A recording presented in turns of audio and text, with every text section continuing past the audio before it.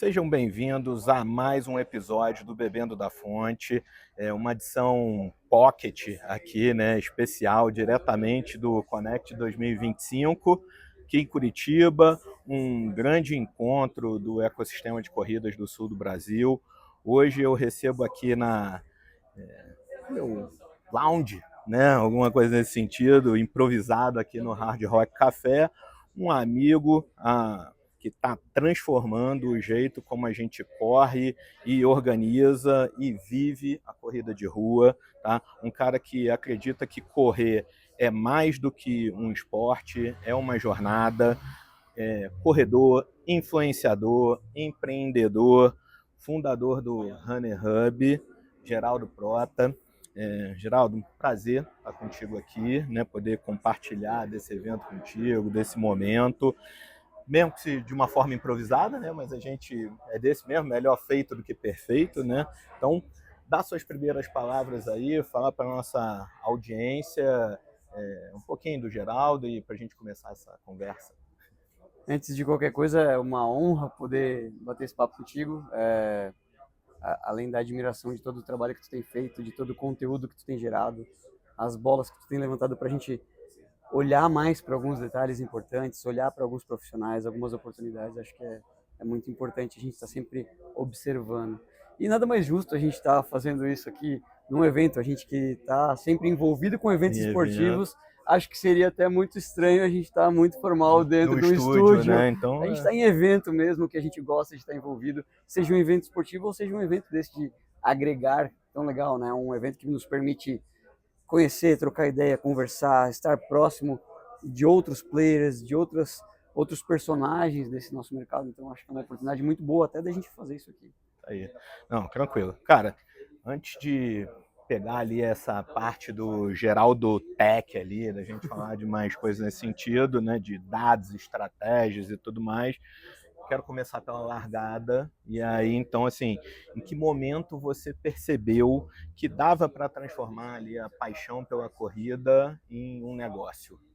Legal. Eu sou apaixonado por corrida, né? Pela prática esportiva ao ar livre há muitos anos. Na infância comecei correndo, sempre gostei do esporte. Comecei com atletismo de pista, fui para corrida de rua, mas sempre gostei dessa vida ao ar livre, né?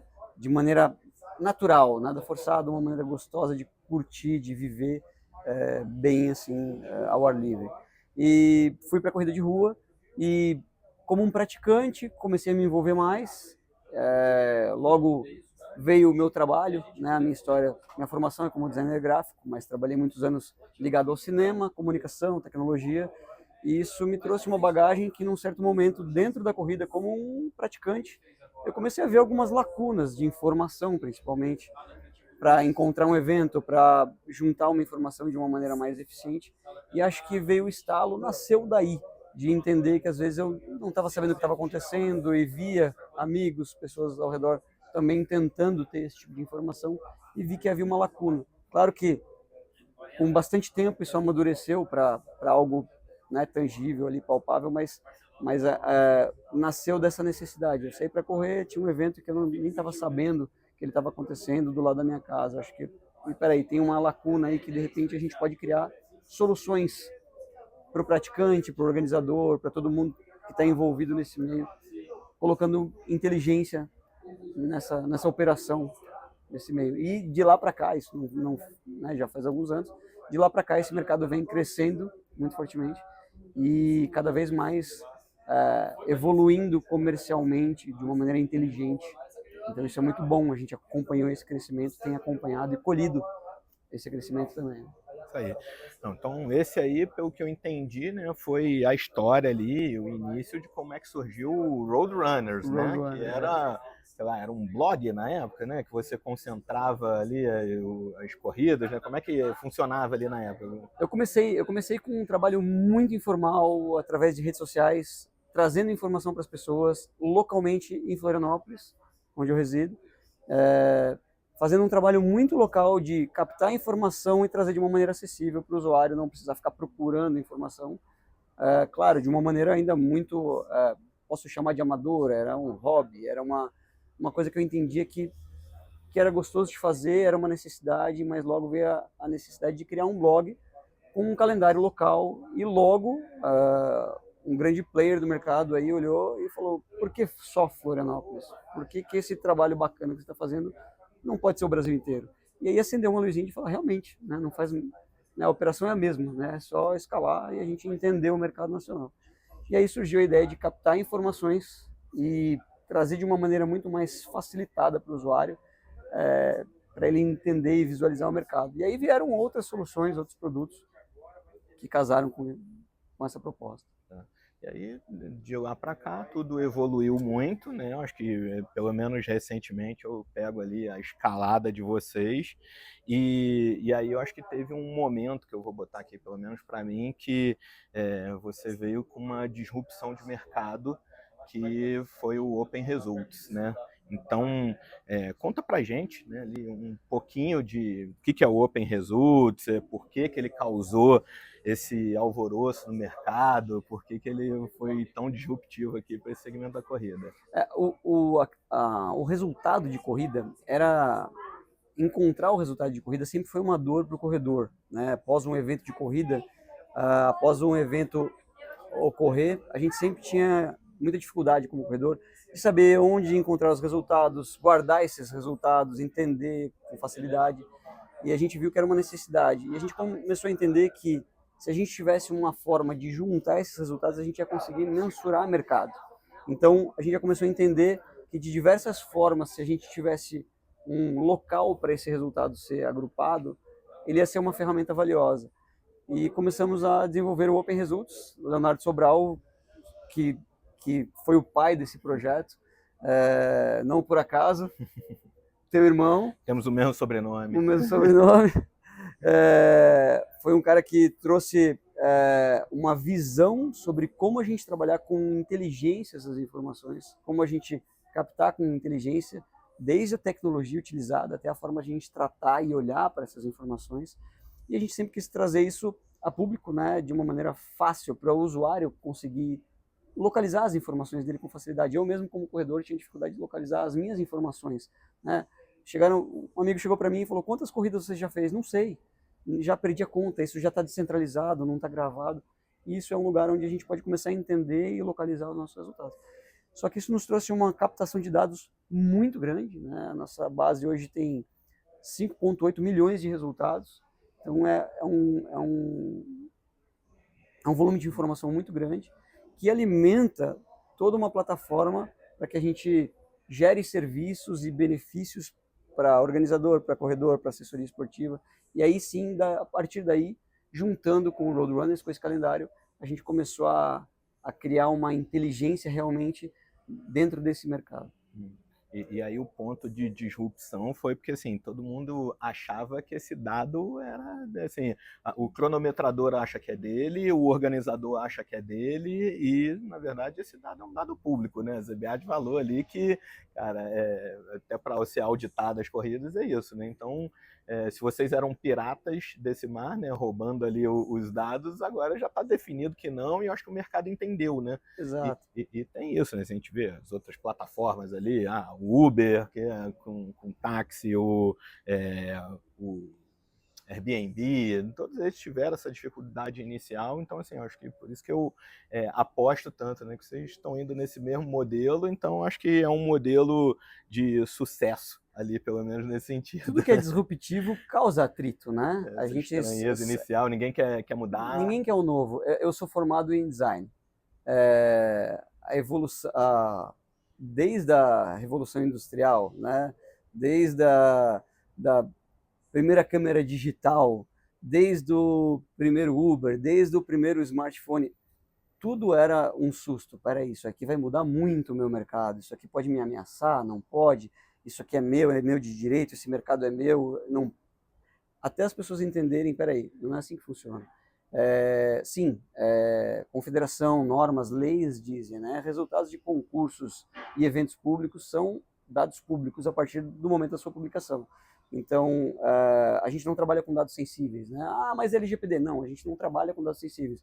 Eu não tenho um CNPJ um CPF de um atleta cadastrado. São resultados publicados oficialmente pelos organizadores dos eventos através de seus cronometradores. Então, isso sim, a gente só faz o trabalho de unificar isso para facilitar. E isso sim pode ser usado até como ferramenta para o organizador, para geração de ranking, para a relevância dentro do mercado, mostrar a relevância dentro do mercado. Então, sim, é uma ferramenta que causou muito burburinho no começo.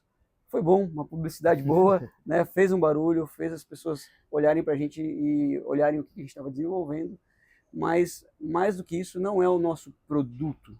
Né? O nosso produto é trazer inteligência e benefícios e facilidades para o atleta, para o treinador, que demanda muito trabalho para monitorar seus atletas, para acompanhar a evolução dos seus atletas, para atender bem os seus atletas com qualidade. Eu nem vou deixar você mais se estender nesse caso, que senão eu vou perder minha pergunta aqui, né? Então, porque assim, eu ia falar assim, a gente está vendo aqui no evento e tal, esse mercado acelerado das corridas de rua, né? Assim, não só aqui no evento, eu vejo em geral, assim, uma comunidade muito ativa, engajada, né? Então o pessoal participa realmente disso.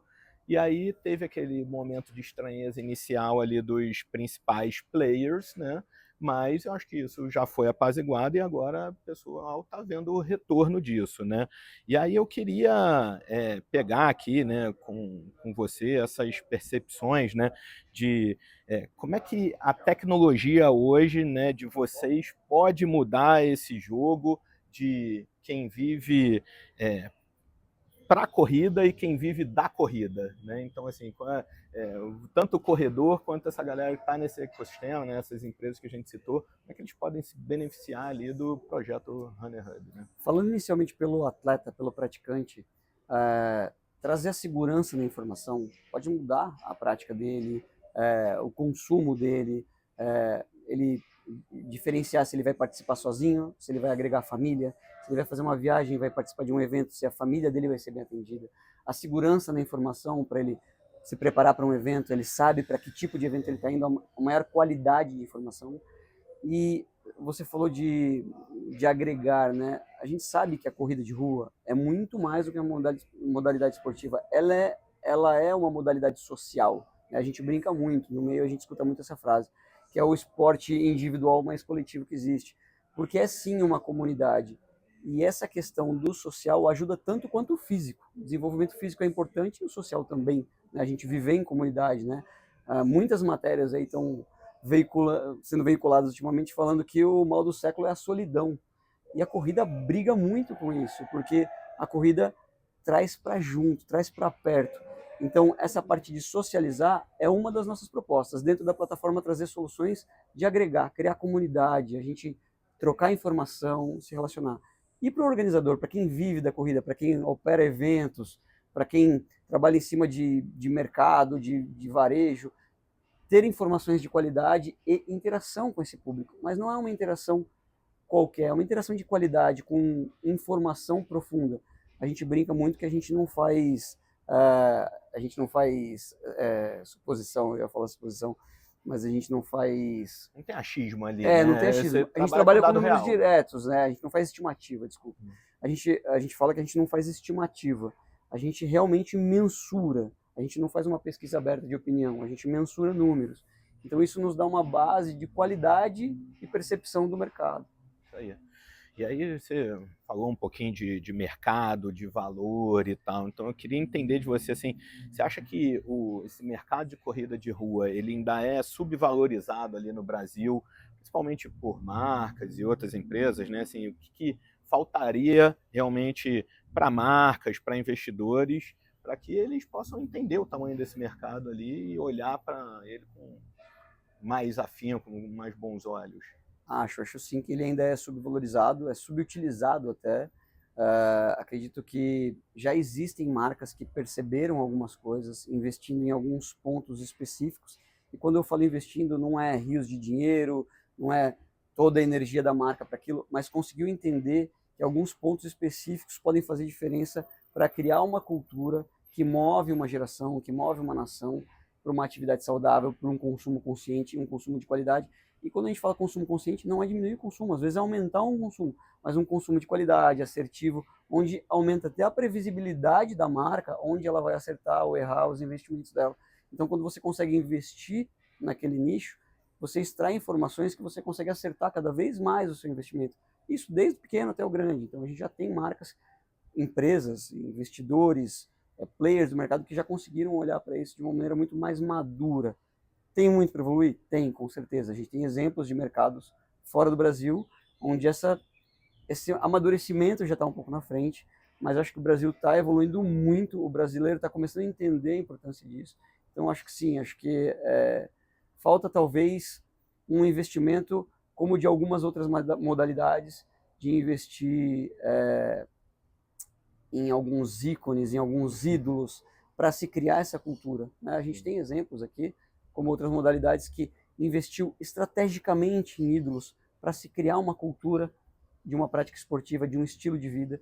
E eu acho que talvez as marcas poderiam olhar um pouquinho mais para isso. Eu, assim, posso estar errando aqui, tá, gente? Mas eu acho que ontem o Daniel Krutman, né, deu um dado ali que eu acho que o mercado de corrida no Brasil gira em torno de 1,1 bi. E aí ele fez um paralelo ali, que eu acho que foi com a Austrália, falando que a Austrália é 1,1 bi de dólar e que o mercado ali, a população é 10 vezes menor, né? Então, Exato. assim, pô, eu acho que dá para prever ali o quanto que a gente ainda tem de possibilidade de crescimento aqui no Brasil disso, né? Eu acho que o Brasil deve ser muito mais legal correr aqui no Brasil do que lá em Berlim, né? Então, não sei se tem essa diferença, mas eu acho que dá para a gente fazer esse paralelo ali de potencial de crescimento. Tá? Vou trocar aqui um pouco o assunto só porque é algo que eu sempre trago aqui no meu bate-papo, né? Assim, eu tento falar de negócios e tento falar de outras frentes ali onde eu atuo mais, onde é mais minha área de conforto. E com vocês eu estou atuando agora, tenho o prazer ali de atuar agora como um conselheiro para vocês ali no Runner Hub, né? Então queria também pegar um pouquinho da impressão de vocês, né, tua sobre esse tema, né? Então, eu observei, assim, durante, sei lá, acho que um ano que a gente foi no Connect do ano passado que a gente se conheceu, né, praticamente. Então, depois veio se aproximando, assim, mais junto agora. E eu vi nesse pouquíssimo tempo ali uma rampagem enorme de crescimento do Runner Hub e de todos os processos ali que você faz, né? Assim, nessa tua visão ali, né, de pegar o negócio desde o início até agora, assim, qual foi o papel que realmente um conselho nesse processo de estruturação, de aceleração de uma startup, é que você vê essa frente ali? Até para, assim, eu sou um catequizador disso, né? Então eu quero que outras startups montem conselhos e possam atuar nesse sentido, né? Então queria pegar um depoimento real seu sobre isso.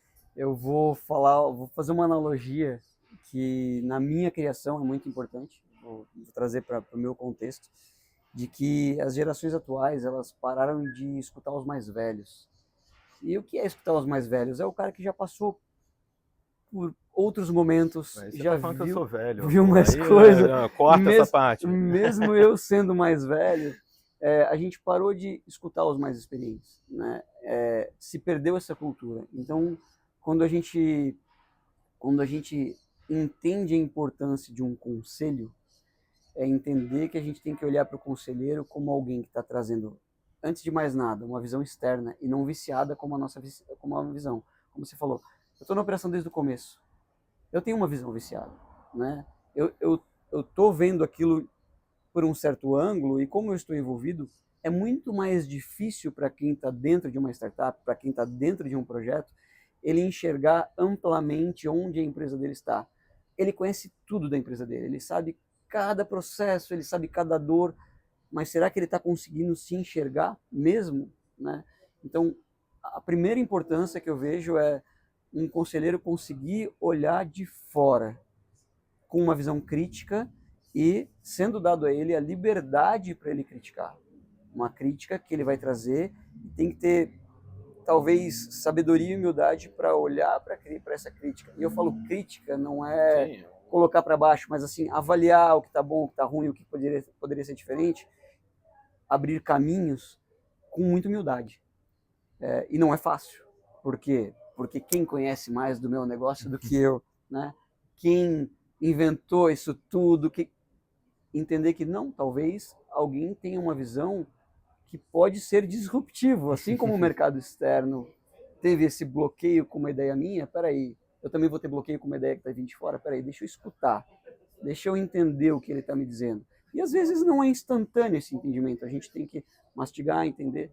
Então, acho que essa visão de ter a humildade de escutar uma experiência de alguém que já passou por N situações, e também a bagagem que ele traz, os contatos que ele traz, tudo que ele está olhando, tudo que estão trazendo para ele de informação que pode ser trazido para mim. Então, acho que o primeiro passo para utilizar bem um bom conselho, um bom conselheiro, é uma dosezinha de humildade. Não é fácil, né? É difícil a gente não se sentir empoderado daquilo que é nosso, que a gente criou, né? Mas eu acho que a importância é crucial. Pode fazer toda a diferença. Vou usar o exemplo de hoje, né? De ontem para hoje. Mudei muita coisa na minha mentalidade em algumas conversas. Não quer dizer que eu vou fazer outra coisa, mas olhar alguns pontos muito específicos de maneira diferente. Então, acho que sim, é muito importante e tem que ser valorizado. É por isso que a gente fala assim também da importância da diversidade do conselho, né? Porque é isso, tem que ter pessoas de várias disciplinas diferentes e tal, para realmente trazer essa visão que não seja focada no business ali que vai acontecer, né? Mas, assim, vou falar agora a minha visão, né? Então, enquanto conselheiro ali, eu observo muito que, e até um negócio que me impressiona ali, né? Assim, acho que é nativo de uma startup, mas não é todo mundo que sabe conduzir uma startup, né? E assim, eu vejo que vocês têm uma capacidade grande ali de ouvir, de testar, de ajustar a rota, ajustar uma ferramenta, isso tudo e de uma forma muito rápida, né? Assim, que eu acho que é o conceito principal ali da startup também. Então, tem aquela frase ali que diz, né, que errar rápido é corrigir e errar rápido e corrigir mais rápido ainda, né? Alguma Exato. coisa nesse sentido, né? Então, eu como conselheiro sempre provoco vocês ali, por exemplo, a deixar de lado a paixão do negócio, para olhar realmente E para não o é fácil. business ali, porque vai dar dinheiro, né? Que é o que o investidor está querendo, ou que vai acelerar o negócio, né?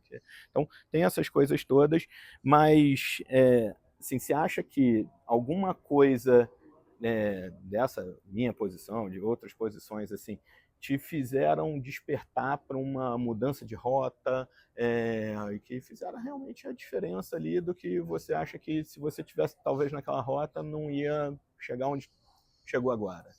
Eu acho que é uma tendência de quem cria algo, ele se apaixonar por aquilo e ele ter aquilo como uma bandeira, uma causa, algo que ele defende, porque a ideia dele, ele tem mais dificuldade de se desapegar da ideia dele. E muitas vezes ele quer resolver problemas demais. Ele, de certa forma, o cara que cria, ele consegue criar alguma coisa, ele acha que ele é super poderoso. Não, então eu consigo fazer tudo. E às vezes precisa de um puxão de orelha, e eu falo isso de um modo muito positivo, de um puxão de orelha de que às vezes é preciso focar, né? Às vezes é preciso aparar uma aresta para falar, peraí, aqui é o caminho. Isso aqui é legal? É, mas talvez não seja a hora. Né? Então, já trazendo para o lado prático, né, para o contexto, eu acho que sim. E escutar aquilo e amadurecer essa ideia para entender, e tem feito, né, como eu falei, nos últimos dias tem feito bastante diferença, de entender que talvez, espera aí, é o momento, e não só o como fazer, mas a hora de fazer, onde buscar ajuda, de que forma buscar ajuda. É hora de ter investidor, não é hora de ter investidor, é hora de comprar, vender, fazer. Então, está bem modelado, não está bem modelado. Então, acho que na prática, eu acho que a gente primeiro precisa exercitar o desapego pela nossa ideia, né, para entender, porque senão se torna apenas um hobby. Né? É um hobby muito grande onde eu faço coisas muito legais, E eu acho que tem um mas pouco não, daquele lance não também tem da objetivo. síndrome do impostor, né? Alguma coisa assim Total. que você acha que ainda não está 100% pronto, que não sei o que tem que fazer mais. Eu acho que Eu tenho uma frase de um grande amigo que ele fala que o cara o perfeccionista é um grande arrogante. Porque se ele acha que ele sempre pode fazer melhor e não está satisfeito com o que ele está entregando, ele se acha demais. Às vezes o que ele está fazendo já está bom. É a hora de acelerar. E às vezes ele fala, ainda não está bom, vamos perde o desenvolver timing por mais, causa vamos disso. pesquisar mais. Na verdade é uma grande arrogância. Então às vezes a gente tem que ter um pouco de humildade e falar, cara, aqui é o ponto, vamos acelerar agora porque já foi o suficiente. e não, eu posso fazer melhor, não está na hora ainda, e acho que isso é imperceptivelmente uma falta de humildade. Não, é ótimo, né? A gente pegar a visão assim de que fica mais tranquilo o negócio. A gente está aqui, como falamos aqui no início, né, num ambiente improvisado. A galera entra e sai aqui da varandinha onde a gente está, estão querendo usar o backdrop do evento que a gente monopolizou. Então, assim, para já começar a caminhar para o final, né, Geraldo, assim, que ainda vem por aí do Runner Hub, do Roadrunners, do Open Results, do BI, do que você tiver aí, né? Que o mercado ainda não viu, mas que você está preparando aí, assim, eu já vi algumas coisinhas ali, sei algumas outras coisas dos bastidores, fala o que puder falar, mas é isso, né? Agora eu estou aqui no meu papel da inovação, né? De buscar sempre coisa nova, então, assim, o que dá para antecipar para a nossa audiência ali que você acha que vem como tendência, que você está trabalhando e que o mercado pode ser que ainda não tenha olhado? Acho que dentro do nosso projeto, dentro da nossa startup, a gente ainda tem que olhar para algumas coisas para modelar alguns produtos, inclusive com bons puxões de orelha de um nosso conselheiro, mas como tendência, eu acho que é inevitável, né? Vou brincar aqui com o que foi falado, né? Muito mais do que bebê reborn, eu acho que a gente tem que olhar para as coisas que realmente vão mudar o mercado, né? A gente falou de revolução industrial, a gente tem que realmente olhar para as coisas que estão acontecendo e olhar de maneira séria, né? A gente fala muito de, né? O assunto da vez é inteligência artificial. Tá, mas o que é inteligência artificial? Então, eu acho que o movimento agora é de amadurecer esse entendimento do que é inteligência artificial. Onde no meu trabalho, independente da área, independente do meu mercado, onde isso vai onde isso vai impactar, mas olhar para isso de uma maneira madura. Não é assim, vai substituir tal função. Não. É como isso pode mudar e me preparar com antecedência para isso. A gente já se preparou. Então, a tendência é que a inteligência artificial seja usada de maneira útil, porque até agora a gente está brincando com ela, né? O brasileiro, o mundo está brincando com ela. Mas como isso vai fazer diferença e impacto na minha operação, no meu faturamento, e a gente trazer isso para os organizadores, para os players do mercado. Então, acho que o que vem por aí é o amadurecimento do entendimento sobre inteligência artificial. O que realmente ela pode fazer? O que ela pode me baixar custo? O que ela pode me aperfeiçoar, trazer qualidade? Além do chat GPT, né? É muito mais do que fazer um prompt ou um meme, né? Então, como isso pode ser usado realmente na prática? E não uma coisa intangível, não uma super tecnologia que a NASA vai usar, não, no meu dia a dia, o que isso realmente vai mudar a minha operação, mudar meu custo, mudar meu relacionamento com o meu cliente, mudar meu relacionamento com os meus colaboradores, otimizar os processos e com segurança, com previsibilidade do meu orçamento, do meu planejamento.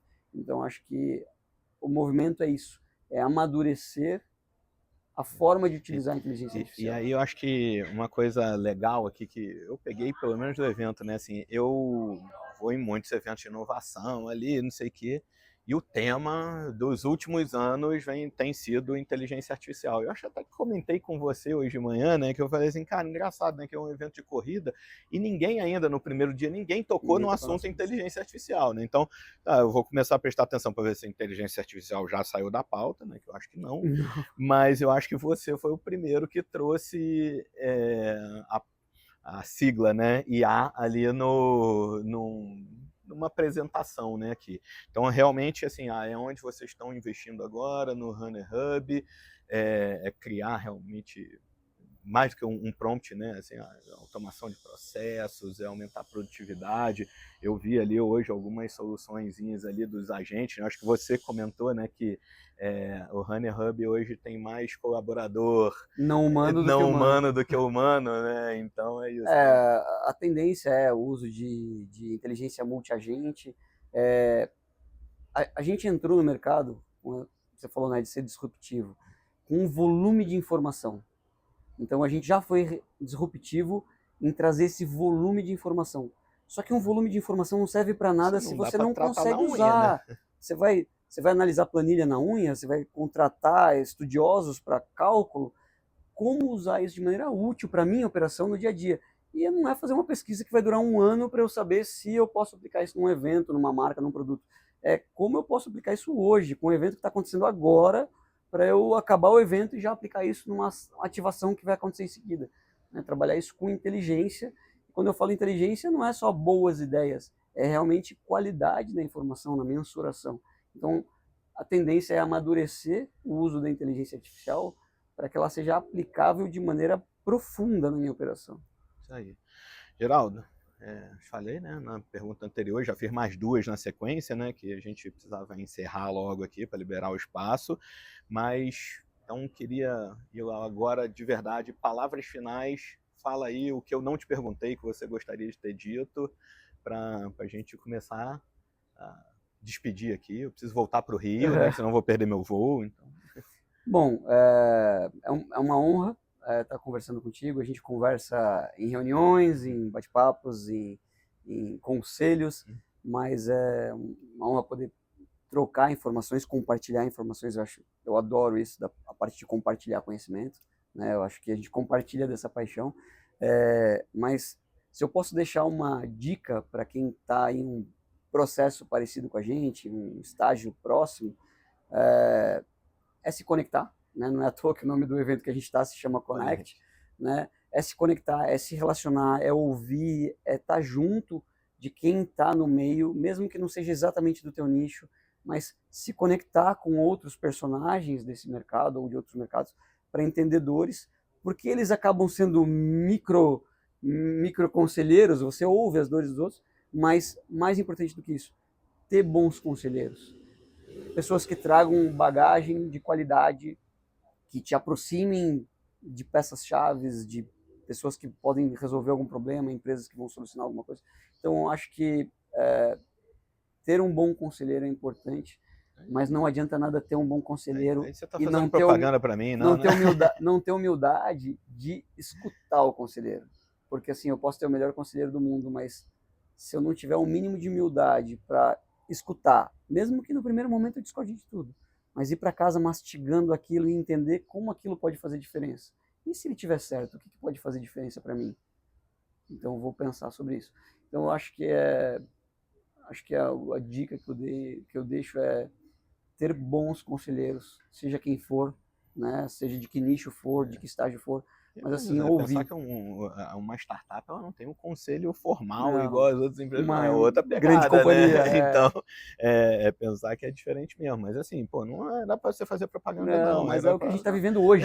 Literalmente hoje. Há, Mas eu acho que essa há 4 mensagem, horas atrás a gente viveu isso. essa mensagem, eu acho que das conexões, né, independente das posições e tal, mas as conexões é que realmente faz tudo. E aí o nome do evento, não dá para vocês verem aqui na câmera, mas é isso, né? Eu acho que é o que vai realmente dar o próximo, vai abrir a próxima porta para a gente mergulhar, tá? Geraldo, foi um prazer Eu que agradeço. imenso papear com você, sempre né? Valeu por dividir essa tua visão com a gente. Para quem está assistindo, o recado final aqui meu é muito simples, né? Não basta correr atrás, é preciso correr na frente. Então, acelera, não fica parado, não se acomoda e procura ali sair do lugar, porque esse é o que precisa para chegar no sucesso, né? Então, se você corre, já correu uma prova de rua, acessa lá o Roadrunners, né? Eu estou fazendo propaganda do Roadrunners, né?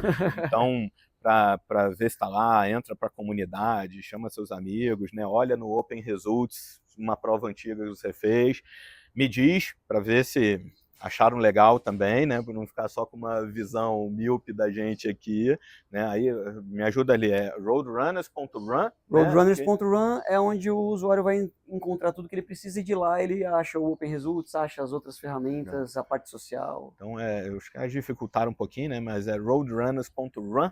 Mas se jogar Roadrunners aí no Google, vai achar com certeza, né? Tá. Então, é isso.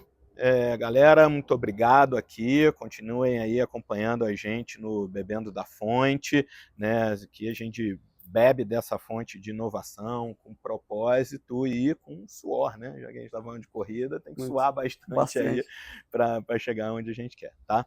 Até a próxima. Valeu! Tchau.